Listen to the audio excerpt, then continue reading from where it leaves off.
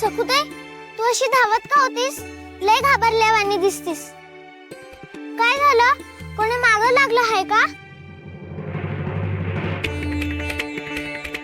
चिपरे, मी खूप मोठ्या संकटात सापडले ग. पण तुला बघून मला किती आनंद झाला म्हणून सांगू. चिपरे, या पाण्यानेच काय, तुझ्या मायेने सुद्धा माझा जीव शांत झाला. खरंच विठुरायानेच तुला माझ्यासाठी पाठवलंय बघ. पण चिपरे, आता मला निघायला हवं. गावातल्या माणसांनी माझ्यावर वाईट साईट आरोप लावलेत आणि रागवून माझ्या मागे लागलेत ग.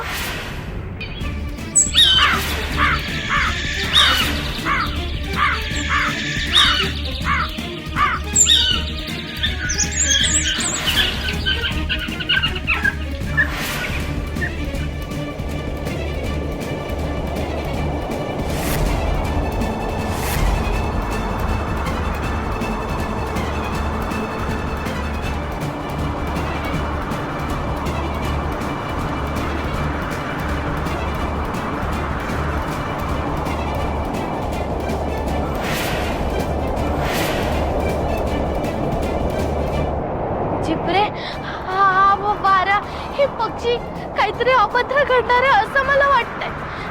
विठुराया, हा कसला संकेत आहे रे?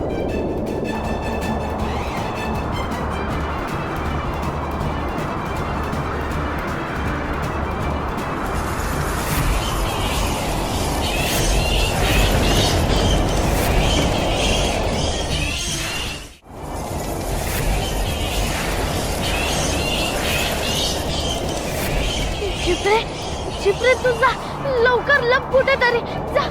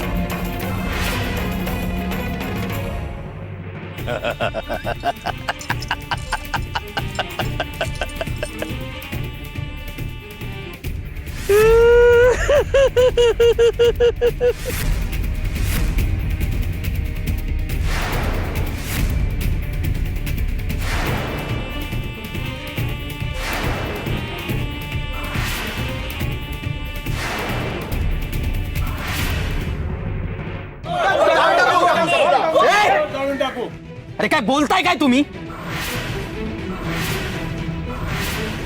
मला तर ऐकवत पण नाहीये. सुडाने, वैराच्या भावनेने पेटलेल्या लोकांची बुद्धी नेहमीच भ्रष्ट होते. अजूनही सकूवरचा गुन्हा सिद्ध झालेला नाहीये, तरी तिला मारायच्या, जाळायच्या, कापायच्या गोष्टी करतायत तुम्ही. आता तर मी सकूला अजिबातच तुमच्या तावडीत सापडू देणार नाही.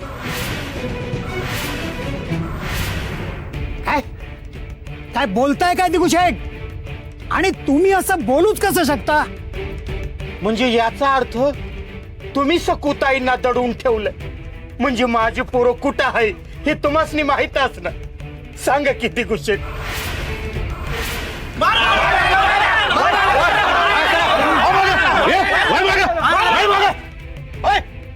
जोपर्यंत दिगुशेठ सकुताईला समोर आणत नाही तोपर्यंत याला सोडायचं नाही.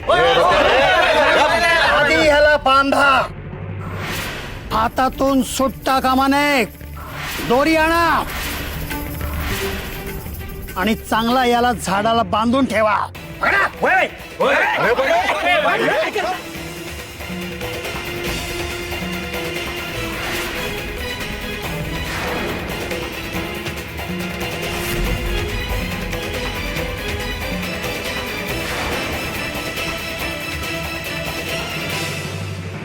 शेठ आपल्या गावचे सावकार आहे ती, आणि त्यांच्या आईनं म्हणजेच मनोरमाबाईने सांगितलंय ना की दिगू शेठवर सकुताईंच्या चेटकाचा प्रभाव झालाय, भारावलेत ते. अरे ते काय बोलत्यात, काय वागत्यात ते त्यांचं त्यांना बी कळत नाहीये. जरा दमान. काय रमाईनं माझ्याबद्दल आणि सखूबद्दल असं सांगितलंय? वय हे बांधायला हा? अरे बाप रे, याला बांधलाय. हं? गावकऱ्यांनी ह्याला बांधल्याचं आधी वहिनीला सांगायला पाहिजे. हो हो. ही बिलंदर गंगी हुशारी करते हे स्पष्टच आहे. पण गंगे, त्या सखूला आसरा देऊन गळ्यात नागिण बांधून घेतलीयस, लक्षात ठेव. अगं ती चेटकीण आहे, चेटकीण. घरातनं पळून गेली आहे. जे करतेस ना ते बरोबर करत नाहीयेस. नाही हो मालकीन बाई, सखूताई लई साधे येतो. हो का? सखूचे उद्योग बघशील ना तर पुन्हा असं बोलणार नाहीस. बाजा, प्रत्येकावर बारीक लक्ष ठेव. प्रत्येक झोपडीची झडती घे. ती सखू कुठे लपून बसली ना ते बघ. हुडकून काढ तिला. आणि त्या सखूला कुणीही आसरा द्यायचा नाही. अशी चूक जर तुम्ही केलीत ना तर मी बजावतीये. अख्ख्या वस्तीला आग लावीन. राख राख करून टाकेन या वस्तीची. शब्द आहे माझा, याद राखा. चल यमुने.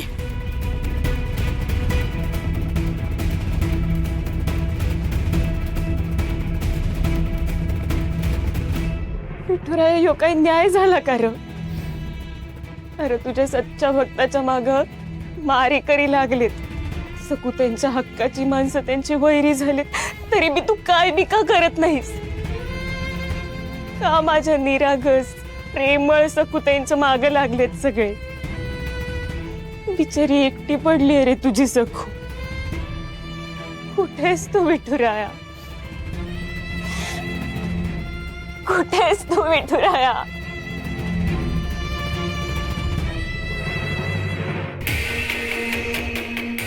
काय हो सखूबाई, आम्हाला शोधत होतात नव? मग हे बघा, आम्ही आलो इथं तुमच्या मोर. आणि आम्ही तुमचं रूप घेऊन समधीकडे वावरतोय हे तुम्ही दिगू शेटला सांगितलं वय? अगोदर तुमचा जीव धोक्यात होताच सखूबाई, पण हे दिगूला सांगून तुम्ही दिगू शेटचा जीव बी धोक्यात घातलाय.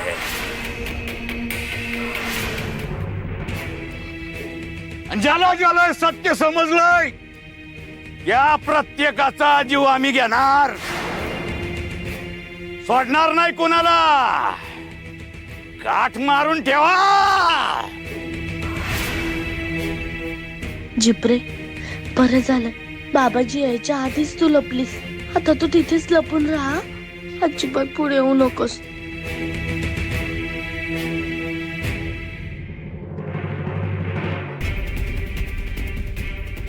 वहिनी वहिनी वहिनी वहिनी. तुमचा चेहरा असा का दिसतोय? काय झालंय भाऊजी?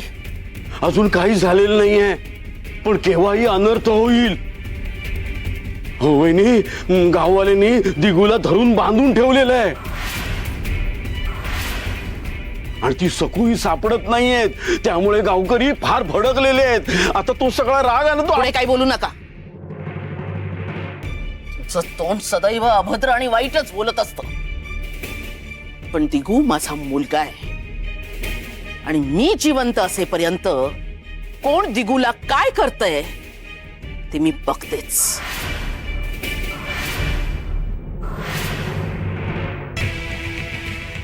काय ग, आम्हाला काळ कोठडी डांबायला लई आतुर झाली होतीस ना तू? मग बघ, तरी बी आम्ही तुमच्या मोहरत. तू काय बी कर, किती बी डोका आपण, पण आम्ही कुठं बी जात नसतो. आमची जळून राख जरी झाली ना तरी राखेच्या प्रत्येक कणाकणातून यो नागोजी पुन्हा नव्याने जन्म घेईन. कारण यो नागोजी चेला चेला, गुरुजी घरोबाचा चेला. वर आम्ही तुला मारणार नाही ना, वर शांत बसणार नाही.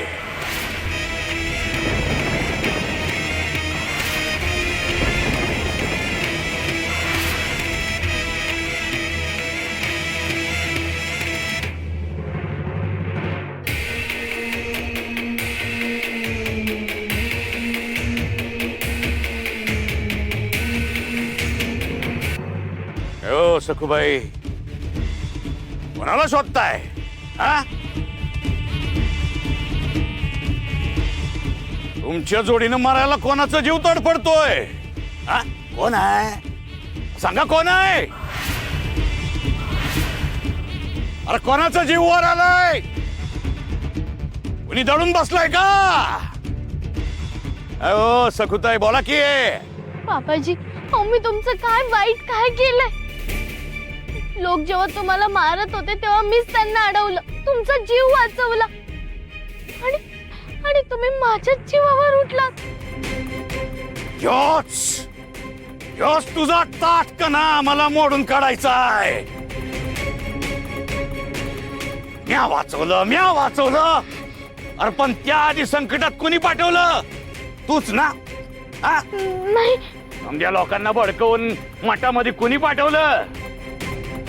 अरे आम्ही साधी विनंती केलती का त्या इटोबाचं नाव कायमचं पुसून टाकून जिंगरोबाच्या नावाचा उदो कर. पण नाही, तू नाहीच केला. आडमुठेपणा तुझा. आडमुठी कुठली? आता तुझ्या सकट तुझ्या समध्या माणसांना धकधक्यांनी कार्यावर बसवतो की नाही बघतो. आता तुझ्याकडे दोनच वाट आहेत, शरण नाही तर मरण. तिसरी वाटच नाहीये तुझ्याकडे सखू.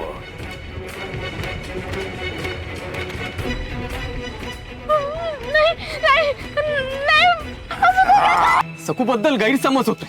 हो, रमाईने सांगितलं तसं अजिबात नाही.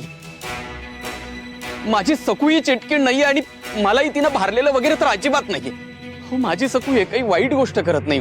हुबेहूब सकू सारखी दिसणारी दुसरी सकू आहे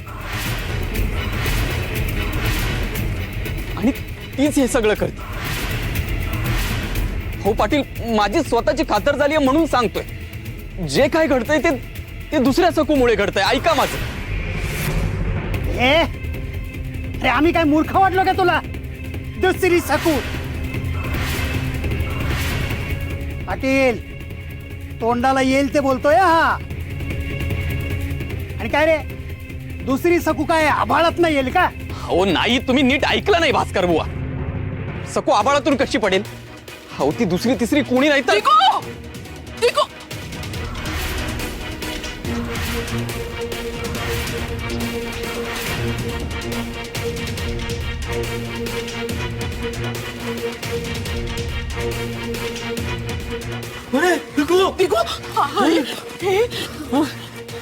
हा काय प्रकार आहे पाटील?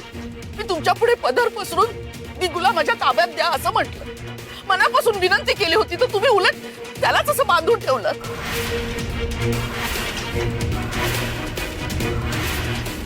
हा दिगूचा काय दोष आहे यात?